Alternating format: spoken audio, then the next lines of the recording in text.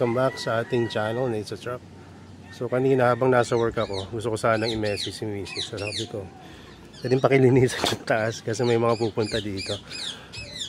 No, pero pagdating ko, hindi ko pa nasabihan. Gano'n nyo, nalinisan niya na, nakapamalengke. Nasundo na yung anak namin. Tapos nakapagpa-print pa ng tarpaulin na gagamitin sa aming activities sa Sunday. Sa susunod pala na Sunday. Diba? Linis niya. So, buti na lang talaga may nakakasama tayo dito na sa atin. Nag-alaga ng mga carnivorous plant natin. Kasi kung wala, ang hirap kumilos. So, ayan, magpo-pollinate tayo ngayon. Kaya akong gumawa ng video. Ito yung ating day 3 or day 4 ng ating pollination ng Venus flytrap. Bakit naman ang dami namang araw na kailangan mong i-pollinate Venus flytrap mo, sir? So, ang ginagawa ko po ito para makasigurado na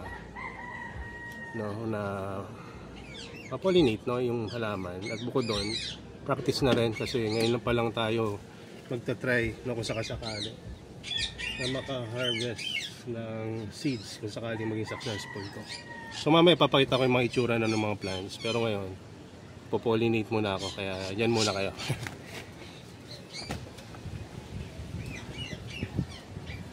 So, napapansin ko kapag lumipas na yung ilang araw, mas receptive na yung mga natin, yung mga stigma ng mga flowers.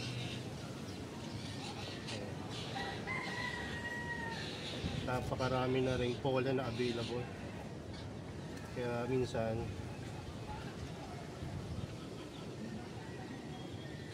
parang parang sa sobrang dami kakaumay, pero pag wala namang pollen talagang hanap na hanap ka. Kaya mas maganda na yung sobrang daming pollen kaysa yung wala. Daming pollen ngayon talaga. So, inuuna kong i-pollinate yung mga red BFT. Galing naman yung kanyang pollen sa gapkit.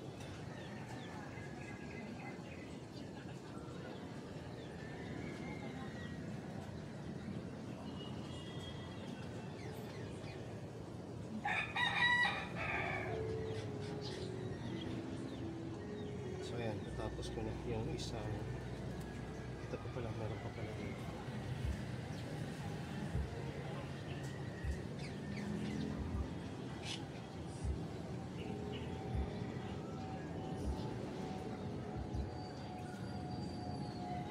So, pakita ko sa inyo.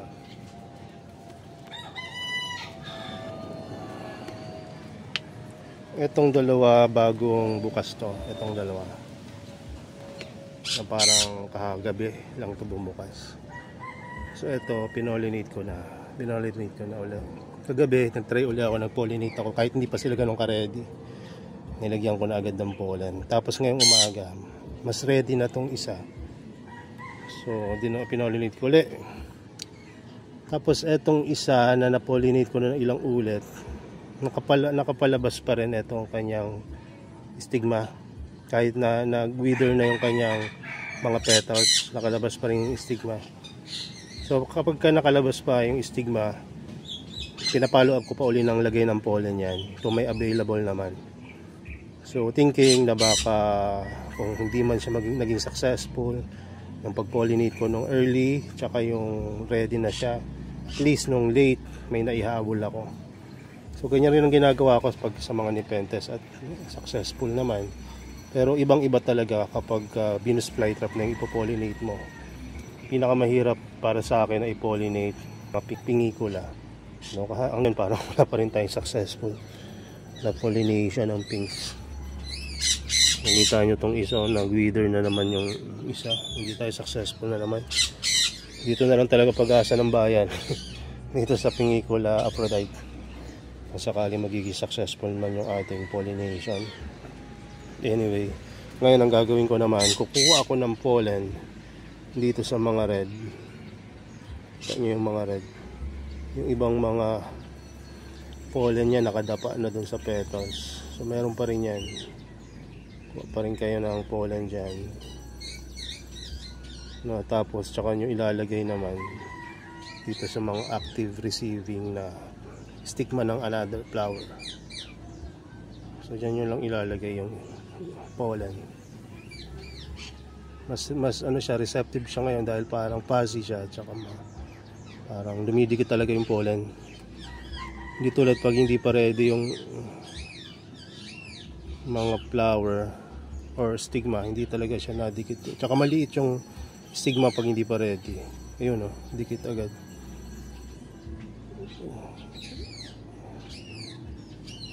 So sa tingin ko mas maganda ang pangkuha ng pollen talaga brush na sobrang at talas or nipis. Yung ano, yung fine yung dulo. Kasi mas na pollinate mo na maayos. So, wait lang, ayusin ko yung camera para mas makita. Medyo nakatutok na yung camera, sana makita niya. Ang ginagawa ko ngayon, kukuha ako ng pollen dito sa red. Ang daming pollen ng green, eh, no? Yan ang ano, sa kumbaga masarap na kuha ng pollen. Yung ganyan yung itsura. Saan ba? Camera natin. Saan nyo ba? Ayan, pagka may ganyan sa dulo, idab mo lang yan sa stigma ng plant na other flower. Ayan. Yung puti-puti sa dulo. Kahit nakarampot lang yan, pero pag nailagay mo yan doon sa stigma, parang pakiramdam mo eh, parang successful na yan.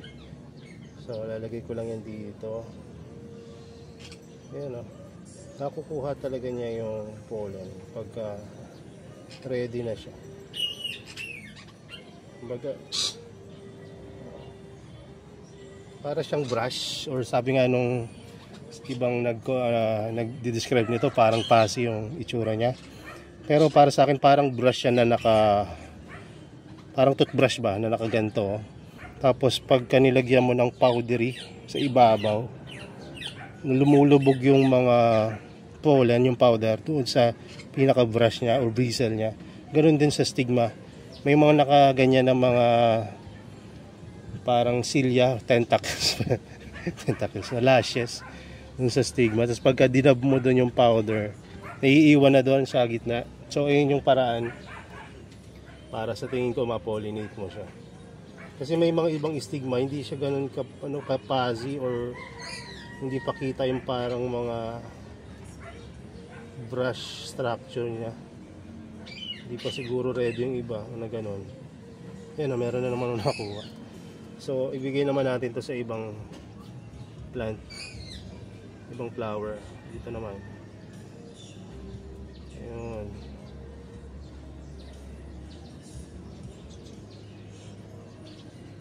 So yan. So ngayon ulit tayo. Pagka napabilis yung ayun, mas madaling kunin yung pollen kapag kadahan-dahan. Kapag binigla mo kasi yung hago doon sa mga pollen, nagiging ballistic yung paano ba yan? Nagiging parang gumagalaw yung kumbaga halimbawa ganito, tapos dinaanan mo ng stick yan, pagka napasobra ng diin, gumagano bumabalik. So yung pollen na nakuha mo natatanggal. Hindi tulad kapag dahan-dahan lang yung hago doon sa mga pollen, naiiwan siya doon sa sa toothpick mo. Kaya pwede mo na siyang i-apply doon sa mga plant na gusto mong i-pollinate.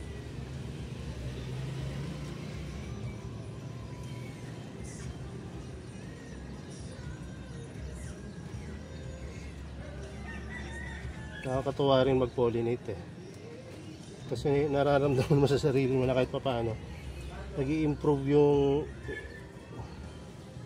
kakayanan mo mag-pollinate. Hindi tulad ng una, nginig talaga yung kamay ko. hindi siya natigil sa panginginig. Ngayon medyo nakokontrol ko na.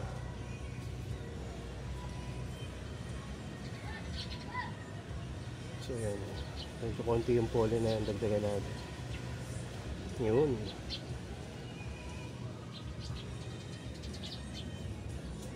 Ayan, isa na lang, ito na lang isa. Pakita ko sa inyo yung hindi pa ready ng mga stigma. May dalawang hindi pa ready pero para alam nyo rin. Pero ako pinopollinate ko na kahit hindi pa ready. Ako kung mali yung ginagawa ko na yan, pero natatakot kasi ako na baka pagka binalikan ko sarado na, so hindi ko na maihabol. So kaya kahit hindi pa ready, nilagyan ko agad sila ng pollen. Pag hindi pa kasi ganun ka ready, hindi pa siya, eto pansinin nyo itong stigma na to. Medyo malapad na to. Ito. Ayan, malapad na tong stigma na to. Kumpara nyo dito sa stigma na bagong bukas. Ayan o. Patusok pa, hindi palapad yung kanyang stigma. O, lalo na dito. Ito yung stigma dito. Banda. Ayan, sa gilid. Ito. Ayan yung dito, yung stigma dyan. Pasok pa siya. Pero itong stigma dito, na ready na to receive yung pollen, nakaano na siya nakabuka na, para na rin siyang may brush sa dulo. Para siyang petiolis na maliit. Pag ganyan na itsura, ang dali nang i-pollinate yan. Pero kung patusok pa, ang hirap kasi ang hirap i-target ng kakitid na toothpick yung mo, tas mas makitid pa sa toothpick yung lalagyan. Parang dulo ng karayom pa yung kanyang surface, kaya ang hirap i-pollinate ng ganon. Pero tinatry ko pa rin na paraan ng pollen para kung sakasakali hindi masayang yung flower. Yan.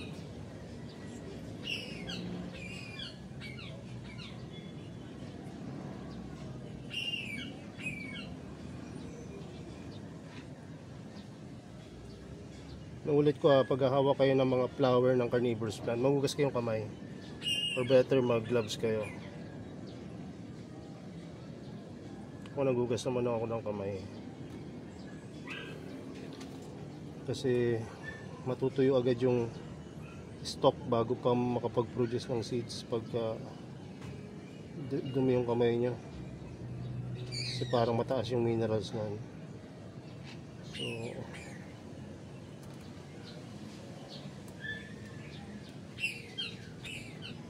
hindi kinakaya ng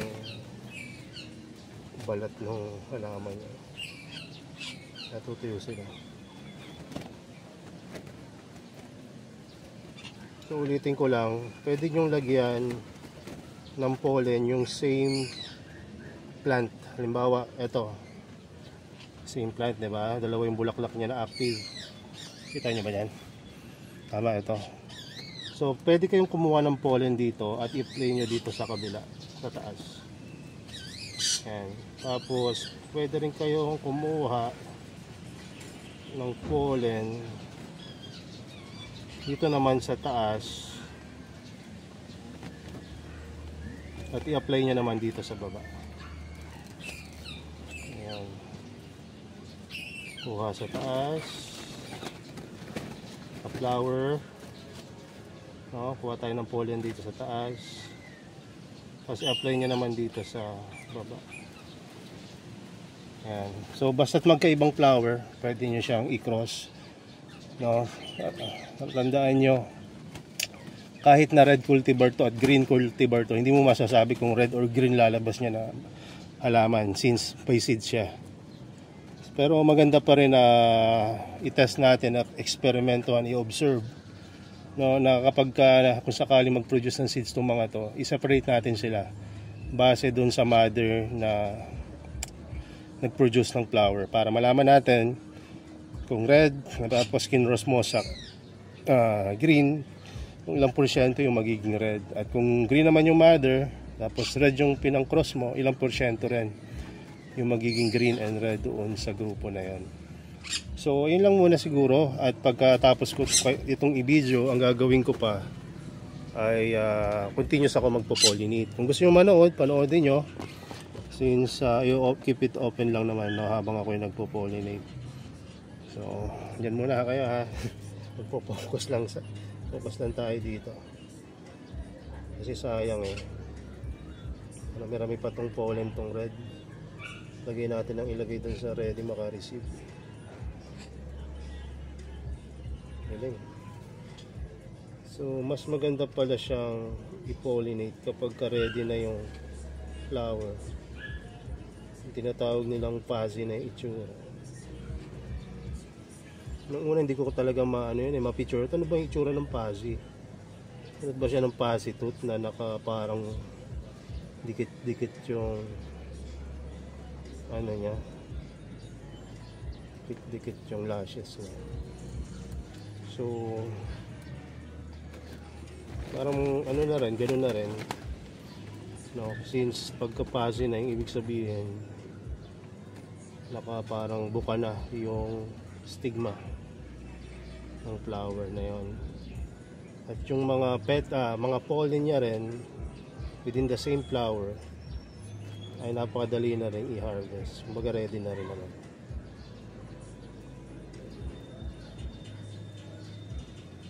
Oops. So alam nyo ba, bago ko to pinag-flower or bago ko ituloy yung pagpa-flower nila, inisprayan ko to ng Maxi, thinking na para may suporta ba, no, kapag nag-flower sila. Kasi pag flower sila, it takes a lot of energy and effort doon sa plant eh. No, kaya ang ginagawa ko, minaksi ko para kahit paano may energy sila na extra. Pero ganun pa man, kahit na minaksi ko, hindi pa rin ganun kabilis yung paglaki. So ramdam talaga yung pagbansot ng halaman kapag pinag-flower mo. Kaya ano talaga yung budol talaga yun eh. Yung mga nagsasabi ngayon na bago, na okay lang pag-flowerin yung halaman. Nakita ko yun sa international community eh. Kaya na-curious rin ako. Sabi ko, dati-rati, ilang taon na tinuro sa akin na kapag may bulaklak, kailangan putulin. Tapos ngayon sasabihin nila, hayaan lang mag-flower kasi yung mismong stock nga daw is capable na mag-photosynthesis. Tapos yung mga ito namang mga dati pang nag-aalaga, hindi naman nagko-comment, parang nayaan lang nila na ganun lang yung, ewan ko kung may mga nag-comment na namang matatagal doon. Parang hinayaan lang nila na magkaroon ng bagong kaalaman yung iba. Siguro hinihintay rin nila na may mga mag-try tulad ko na mapatunayan ko talaga kung totoo hindi yung claim na kapag pinag-flower eh bumabagal yung growth. Ang na-observe ko ngayon, totoo yun, na kapag pinag-flower mo siya, hindi siya ganoon kabilis dumami at karaniwan naliit pa. At tingnan nyo naman, etong gaptit ko, ito yung isa sa mga pinakamalaking Venus flytrap na na-acquire ko. Nito lang. Iba, laki na. Tulad na itong adentate na hindi naman ganun kalaki nung nakuha ko. Ngayon, ang laki na. Itong panel trap, red green, Burbank best, no? Pero siya na malaki yung petiole. Ayan. Stuck siya sa ganyang klase ng size. Hindi naman maliit, pero hindi rin naman lumalaki. Actually, lumiliit. Mapapansin nyo kung lumiliit yung plant dahil sa mga bago niyang growth, maliliit yung trap. Tulad yan. O, pansinin nyo dito, para baka sabihin nyo, kataon lang yan, sir. Dahil karating lang. Ito, malaki na to nung pinag-flower ko. Pero tingnan nyo. Ito yung mga usual size niya na traps. Ayan, ang ganyang kalalaki, malaki talaga. Pero ngayon, yung mga new growth niya, ganito na lang kalalaki. Maliliit na. From good size or large, naging medium. So, ayun, no? Parang nangalahati. 1/3 na lang yung size ng kanilang traps. Kaya kayo na lang yung kayo lang na rin yung mag-judge. Pero para sa akin, totoo yun. Na kapag pinag-flower nyo, hinayaan nyo mag-flower yung mga Venus flytrap nyo, liliit talaga. Ayan, so ang return naman nun, kung sakaling successful yung pollination nyo, hindi may seeds ka. At maaring mag-produce ng rare. Ayan, at pwede mong pangalanan dahil alam mo kung ano yung mother na ito. Hindi siya open pollinated since pinag-pollinate natin yung red moon trap and gaptit. So, red moon trap, X gaptit, no? Ayan, pwede nyo palang ngalanan yan. So, ito kasi red moon trap yung pinaka-mother na ito. Ito naman gaptit, pero pares sila pares ko silang pinag-cross. Ito naman, typical yata to na nilagyan ko ng both green and red na mother. So ganda rin yan, no? Kung sakaling may bibili, baka dito ko ikuha. Pero kukuha rin ako ng ano dyan, pantanim ko sa sarili. Kasi paminsan-minsan, dyan panalabas yung magaganda. Ayun yung akin naging experience dito naman sa mga seed grown ko dito sa ating growing area. Yung mga magagandang crosses na mahal yung pagkakabili ko ng seeds. Napakahina ang klase. Kumbaga hindi siya talaga lumalaki o kamihan ay natutuluyan. Samantalang dun sa mga typical na seeds, hanggang ngayon hindi ko man lang pinakikialaman, dyan pa rin sila kahirap-hirap naglabas ng mga gandang mga traits to. At yung iba nga naparami ko na tulad na ito, no, at ito pa, at yung iba pa dyan, no, nandoon sa lalagyanan. So yan, no, huwag kang magalala kung galing sa typical yung mabibili mong seeds, wala tayong pakils dyan. Mahalaga sa atin yung resulta, maganda, di ba? So pag seeds kasi, kumbaga pantay ang labanan eh, no? Mapabili ba niya rare o dito naman typical lang, no? Parehas naman niya magpo-produce ng iba't ibang traits. Kaya doon lang sa iba talagang pinipili na mahal, tulad ko dati noong una, dahil syempre curious ako baka mag-release, maglabas yun ng mga magagandang traits, di ba? Hindi ano yun, gandang bagay yun na magkaroon ka ng mga rare at bagong mga cultivar, di ba? So yun lang. Kaya yung iba, ini-encourage ko bumili kayo seeds kahit na typical lang, para makapag-alaga kayo, makapag-try kayo. Malaman nyo talaga kung bakit ganyan ang presyo ng Venus flytrap. Kasi pag seeds, papapailing na lang talaga ako eh, kasi napakatagal ng growth niyan pagka seeds, at hindi lahat talaga nagsasurvive, lalo na pang mga rare cultivar na tas mali pa medium mo. So aralin natin yan pagka nag-produce na ng seeds, itanim natin sila sa mga tamang medium. Ipapakita ko sa inyo kung paano itanim, yung tulad ng nagpatubo tayo na marami seed grown dyan, kung paano naging successful yan na tumubo, no? Ang mali kasi natin kapag ka seed grown, eto ha, pagka nagtanim ka ng seeds, lagi mo bini-baby.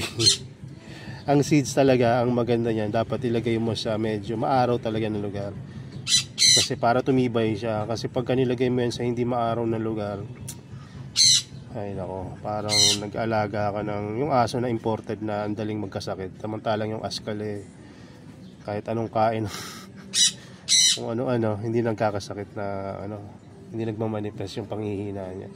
So ganoon din sa mga Venus flytrap, kapag binaby nyo sila, ang hirap talaga palakihin, na mabubuhay nyo, pero pag nandyan na yung mga challenging na mga pangyayari tulad nung mainit na panahon, algae, peste, hindi rin nilang mamatay. Pero yung mga sanay sa hirap ng mga Venus flytrap, yun, laban talaga yun sila hanggang 5 taon mahigit. Ayun, yung mga 5 taon na yung mga Venus flytrap natin doon. At ngayon buhay pa rin sila. At hindi ko binibenta, siyempre, kaya kumbaga naghahanap tayo doon ng mga lalabas na mga bagong trades. Pero yung iba, maibibenta ko yan, baka mamaya may bumili na rin yan. So yun lang muna, God bless and bye bye. So ito pala, pahabol. Bago ako natutunan na or bago kong in-apply na technique. In-apply ko na to dati sa Nepenthes na pagpo-pollinate. So ang ginagawa ko ngayon ko lang tinry, kasi sabi ko pasarado na rin naman yung flower na to, bakit hindi ko kunin yung mga pollen niya, tapos ayun mismo yung i-apply ko, yung pinakakabitan ng pollen tatanggalin ko mismo, tapos ayun mismo yung i-apply ko dun sa mga stigma, kasi ang daming pollen minsan hindi ko makuha, natatapon lang. So bakit kaya hindi ko kunin mismo yung pollen, yung parang stick na yan, tapos sa dulo may pollen, kukunin ko yung parang pinagkakapitan ng pollen, tapos ayun yung i-apply ko sa ibang plants. Hindi natin kung kaya natin kumuha, hindi nadadamage yung plant. So ang plano kong kunin na ito yung mga nakahiga na dyan, kasi lapit na ito mag-close hindi ko siya makukuha. Pero hindi ko alam, baka isa rin yan sa kailangan para maging successful yung makabuo ng Kinukuha ko lang siya. Ito nyo ba? Ayan, kinukuha ko lang to. Tapos ayun mismo in-apply ko sa stigma. So i-apply na, try natin apply ito. So ayan o, ito yung stigma, ay ito yung pollen. Ito naman yung paglalagyan natin ng flower. Ito, nakita nyo.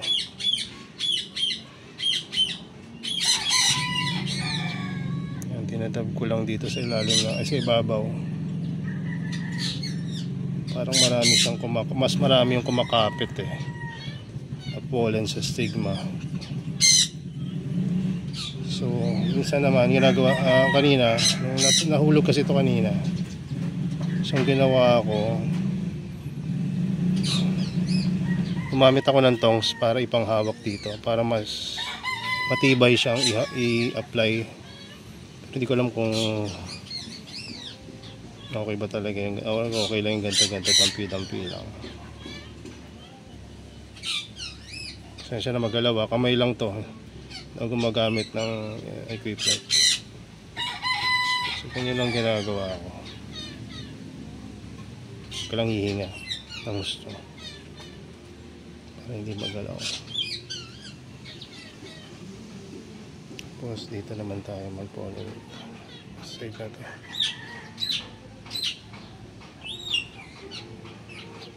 Yan. Paano?